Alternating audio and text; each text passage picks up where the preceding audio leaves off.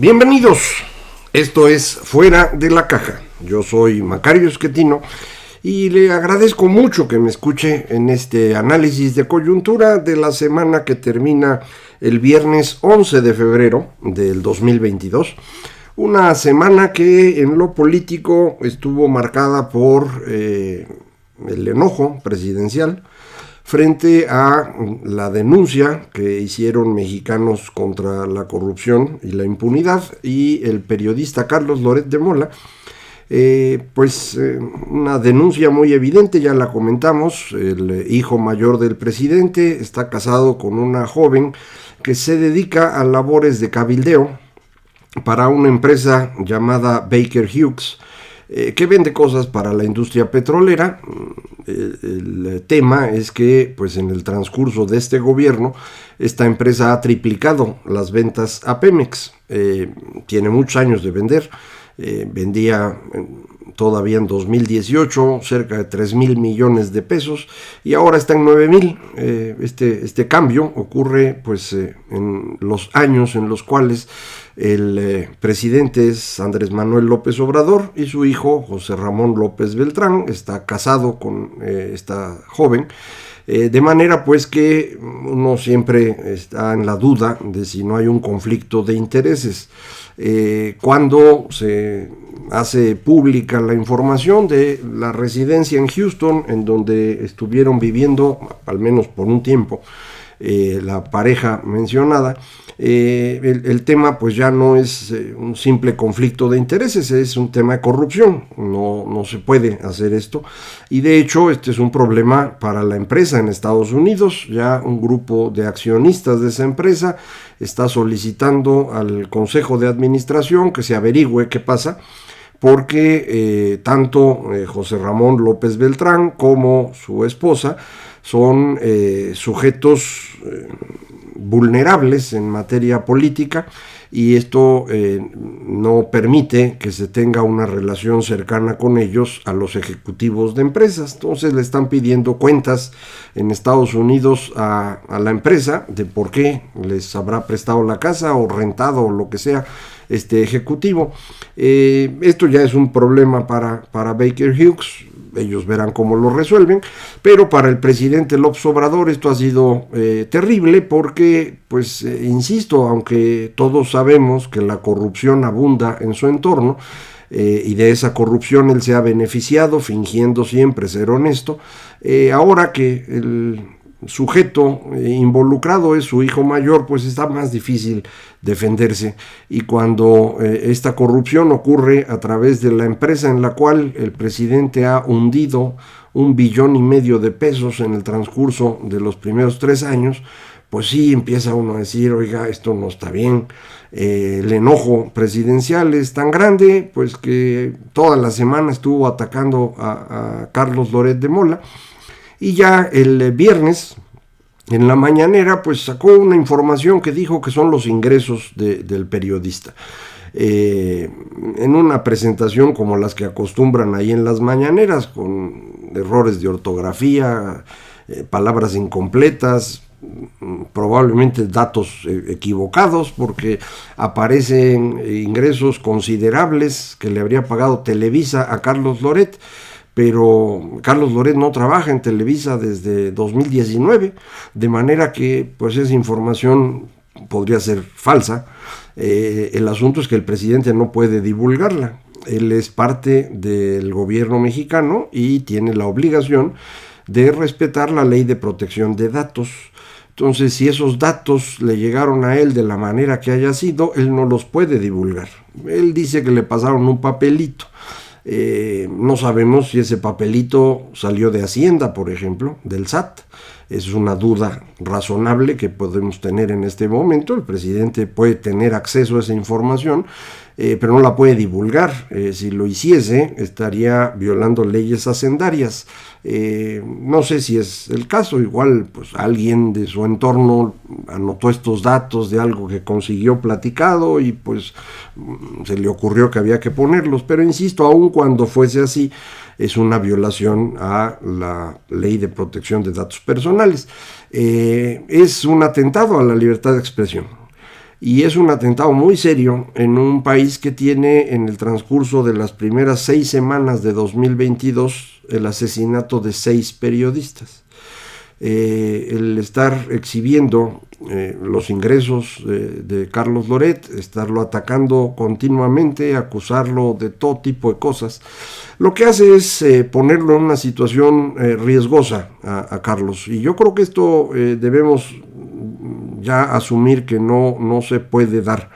Necesitamos exigir que esto se acabe, que las mañaneras se cancelen.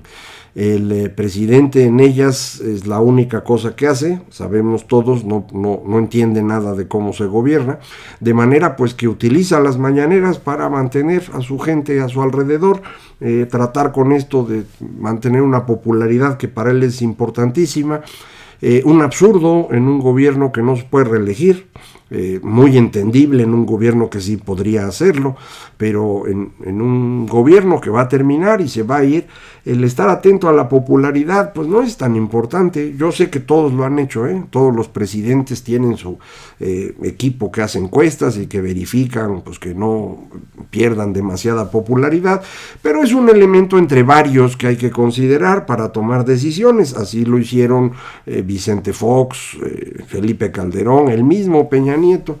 López Obrador no, él parece que esto es lo único que le importa. Su popularidad que ha construido sobre la repetición de este viejo discurso nacionalista mexicano que todos aprendemos en primaria y que por lo tanto pues le ha rendido buenos frutos. Por eso insiste en la soberanía energética, por eso la importancia de defender a Pemex y Comisión, y por eso pues una de las cosas que hizo para tratar de desviar la atención fue pues generar un nuevo conflicto con España. Un conflicto absurdo que ocurrió porque estaba hablando en la mañanera y se le ocurrió pues que hay que hacer una pausa en las relaciones con ese país. Nadie sabe qué es eso. Los españoles ya pidieron pues que se aclare de qué se trata y que pues no están dispuestos a que se les siga insultando desde la tribuna presidencial, porque no es nada más el pedir la pausa o estar hablando de los tiempos de Hernán Cortés, es la insistencia de López Obrador en que las empresas españolas en México nos están saqueando. Esto es evidentemente una tontería. Empresas extranjeras hay muchísimas y lo que hacen es generar riqueza en México. Una parte de esa riqueza efectivamente es de ellos y se la llevan y están en todo su derecho. Otra parte de esa riqueza la tenemos nosotros en los salarios que pagan, en las cosas que compran, en los servicios que nos ofrecen, de manera pues que a mí me parece que la inversión extranjera siempre debe ser bienvenida y siempre debe acatar las leyes del país. Si el señor presidente tiene información de que alguien no acató las leyes, él tiene la posibilidad de actuar. Sin duda, no tiene ni que estar explicando, podría hacerlo. El asunto es que nunca tiene evidencia de nada. Todos son puras creencias suyas. Así canceló la construcción del aeropuerto, diciendo que había corrupción que nunca mostró. Así destruyó los fondos y fideicomisos del gobierno, incluyendo los de CONACYT, e incluso atacando a los investigadores y acusándolos de malversación de fondos, que tampoco nunca probó. Esto ha hecho continuamente, y usted lo sabe, es un mentiroso, es un incapaz, es un corrupto y ahora además es un delincuente, porque lo que hizo en la mañanera del viernes 11 de febrero es un delito. Entonces tenemos un problema. El presidente pues no está capacitado para su trabajo. Yo sé que muchos dicen pues por eso hay que hacer la revocación. No, señor, esa revocación la propuso él mismo. Si él la propuso, no es para irse. Si ellos desde Morena lograron imponer esa idea en la Constitución, pues no es una buena idea. Si ellos son los que consiguieron las firmas para que se lleve a cabo el proceso, pues entonces lo están haciendo en su propio beneficio, no en el de usted. Si usted cree que le va a ganar una elección como esta a López Obrador, pues está en otro planeta. Eso no va a pasar. Lo que usted va a hacer, si va a votar, sea que vote a favor o en contra de la revocación, es darle suficientes votos para que el señor diga, ya ven, como todo el mundo me quiere. De manera pues que ese no es el camino, no tenemos otro camino. para quitarlo antes de que termine su periodo. Me gustaría saber si abogados constitucionalistas pudieran empezar a explorar la posibilidad de exigir un estudio clínico al presidente para conocer su salud física y mental y saber si está en condiciones de ejercer el cargo. La evidencia que tenemos indica que no es así, pero es una evidencia pues muy circunstancial y no somos expertos en eso. Hay expertos pues, que lo midan, ¿no? Que lo analicen y que nos digan si el señor puede o no seguir en donde está. Si esto no se puede hacer, pues entonces hay que esperarse a septiembre del 24 y lo que tenemos que hacer de aquí a ese entonces es evitar que el daño sea mayor. Una posibilidad sería evaluar también qué medidas legales pueden utilizarse para cancelar la mañanera. Es un ejercicio de propaganda, no de comunicación, que además está poniendo en riesgo la vida de personas, como es el caso actual, en donde se han emitido 70,000 afirmaciones inexactas, muchas de ellas francas mentiras, de manera pues que habría que analizar si esto se puede hacer o no. Yo no soy abogado, no conozco cómo se hace eso, pero alguien podría hacerlo. Vamos a empezar a preguntar. Mientras esto ocurre en materia política, evidentemente es difícil que los inversionistas estén tranquilos. Imagínese usted si es un empresario español o el representante de una empresa española, un ejecutivo de alguna empresa, puede ser de energía, puede ser un banco, puede ser alguna de tantas empresas españolas que hay en nuestro país. El 12% de la inversión extranjera en México de los últimos 21 años, o 22, desde 1999 para acá, que son los datos que encontré de la Secretaría de Economía, el 12% es inversión de España. Segundo lugar, nada más lo supera Estados Unidos con un 42%. En tercer lugar está Canadá, nuestro otro socio del Tratado de Libre Comercio.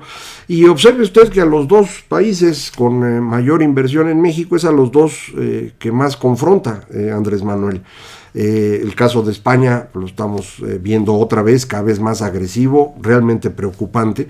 Y bueno, pues las empresas españolas estarán en duda de si vienen o no a nuestro país, o si se quedan o mejor se van. Con Estados Unidos el conflicto es un poco distinto, tiene que ver con decisiones que estamos tomando que ponen en riesgo la vigencia del Tratado de Libre Comercio. En particular la reforma eléctrica es así. López Obrador nunca ha entendido esto. Él cree que el tema energético está fuera del tratado. No es así. Lo que se quedó fuera del tratado y se le dio a México la posibilidad de actuar a su gusto, tiene que ver con el tema petrolero, pero no con el eléctrico. En cualquier caso, si una de las partes que firman el tratado modifica su marco legal de forma que el trato a las inversiones de los otros dos socios comerciales resulta menos bueno que el trato a las empresas nacionales, eso viola el tratado. Comisión Federal es una empresa. Si a Comisión Federal se le da un trato privilegiado contra el resto de las empresas nacionales y extranjeras, eso viola el Tratado de Libre Comercio. Entonces, esto sería un cambio, la reforma eléctrica, que impediría el funcionamiento del tratado. Eso es lo que ya le vinieron a explicar varias veces. Vino la vicepresidenta de los Estados Unidos hace tiempo, más para el tema migratorio que otras cosas, pero ya para el tema energético, específicamente la reforma eléctrica, vino la secretaria de Energía de los Estados Unidos, la señora Granholm, y lo dijo con toda claridad. Como López mintió al día siguiente, la secretaria tuvo que hacer un comunicado que la embajada estadounidense diseminó y tradujo al español para dejar muy claro que sí le habían dicho que esa reforma no debe pasar.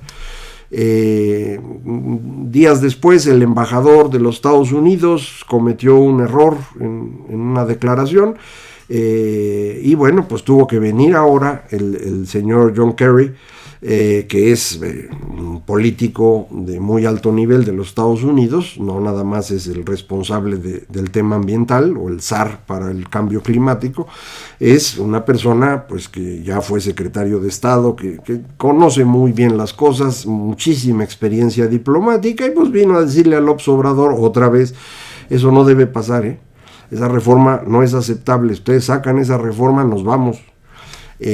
No sé si ahora sí entendió López, no sé si Marcelo Ebrard le traduzca, no sé bien qué hace Marcelo, no nombra embajadores, no toma decisiones, cuando dice algo el presidente lo calla, no sé qué hace en ese gobierno, no va a ser candidato. Pero bueno, pues cada quien decide su propia vida. Entonces, cuando estas decisiones, insisto, del presidente van lastimando a los inversionistas, pues la inversión no puede crecer. Y el resultado es el que usted conoce, una economía que se está viniendo abajo paulatinamente. Salieron ya los datos también el viernes 11 de febrero, de la actividad industrial durante diciembre, ya el primer montoncito de información que ya tenemos completo para el año 2021. Al cierre del año las cosas no estuvieron muy bien en lo general, manufacturas un poco mejor que los demás, pero pues toda la industria está por debajo del nivel que tenía antes de que llegara López Obrador, es decir, 2018. En estos 3 años las manufacturas han caído 2%, la minería, que incluye el petróleo, ha caído 4%, la generación de electricidad y la distribución de gas y agua ha caído 7%, y la construcción está cayendo 16%. Esos son los datos del 2021 contra el 2018. Los datos del último trimestre a lo mejor son un poquito mejores en algunos de estos elementos. No es el caso en construcción. Construcción tuvo su peor trimestre del 2021, el último trimestre, lo cual implica pues que durante este año no parece que vaya a estar muy bien. Por eso me sorprendió el dato del Seguro Social del incremento de empleos, porque muchos de esos empleos se crearon en la construcción. Justo esa misma construcción que en diciembre desde octubre, noviembre y diciembre se vino abajo. Entonces a lo mejor en enero repuntó, o a lo mejor continuamos con el fenómeno que ya platicamos aquí. La reforma de outsourcing dejó fuera a una cantidad importante de trabajadores que están buscando reacomodarse en la economía con pequeñas empresas en sectores como construcción, algo en materia de manufacturas, algo en comercio. Pues hacen pequeñas empresas de un trabajador o de 5 trabajadores, y con eso pues están tratando de acomodar. Y comentábamos que al crearse estos empleos sin que se genere una mayor actividad económica, porque ocupan los mismos espacios, el resultado neto es una remuneración media que cae, ingresos más bajos y digamos menor productividad. Y eso es justamente, me parece, lo que vimos al cierre del 2021. No sé si en este año ya las cosas sean diferentes. Le insisto, los datos del Seguro Social se ven muy bien, creció el empleo, creció el ingreso de los trabajadores porque se aplican los aumentos de enero, pero esto pues se va cayendo en el resto del año. Vamos a ver cómo se acomoda. Entonces creo que seguimos como hemos estado desde hace algún tiempo. La manera de actuar del presidente está poniendo en riesgo a los periodistas, está poniendo en riesgo las inversiones, no está generando nada positivo en este país. Yo sé que hay mucha gente que lo quiere y que pues cree que lo que está haciendo el señor es positivo, pero yo sí quisiera saber en qué están pensando, o sea, qué creen de lo que hace López Obrador, que realmente es bueno. Varios que yo he visto que lo defienden en redes sociales, su defensa es porque está acabando con los malos, pero eso no significa que esté ayudando a los buenos. Ya sabe usted, el ingreso de los mexicanos más pobres no mejoró con el gobierno de López Obrador, cayó. Su cambio en programas sociales le quitó dinero a los más pobres para darlo más arriba en la distribución. Eso es justamente lo que hace la pensión de adultos mayores, le está llegando en mayor proporción a quien ya tenía pensión y apenas a unos pocos que no tenían pensión. Y entonces los que ya tenían pensión, que por esa razón pues estaban, digamos, privilegiados frente al resto, pues ahora están más porque reciben dos pensiones, la que tenían y la que se da de adultos mayores. Entonces, yo insisto, no encuentro algo bueno del gobierno, por más que le busco. Yo había dicho el salario mínimo es una buena idea, pues sí, pero luego le echaron a perder, se pusieron a aumentar los salarios a lo tarugo. La reforma al outsourcing pensé que podría ser una buena idea y ya vio usted los costos que ha tenido. Entonces, pues cuando entra uno con buena fe a buscar algo bueno, pues resulta que no, que a final de cuentas no es tan buena cosa. Pero pues vamos a seguir buscando, a ver si encontramos algo, y mientras pues vamos a seguir platicando aquí semana a semana. Muchísimas gracias por acompañarme. Esto fue Fuera de la Caja.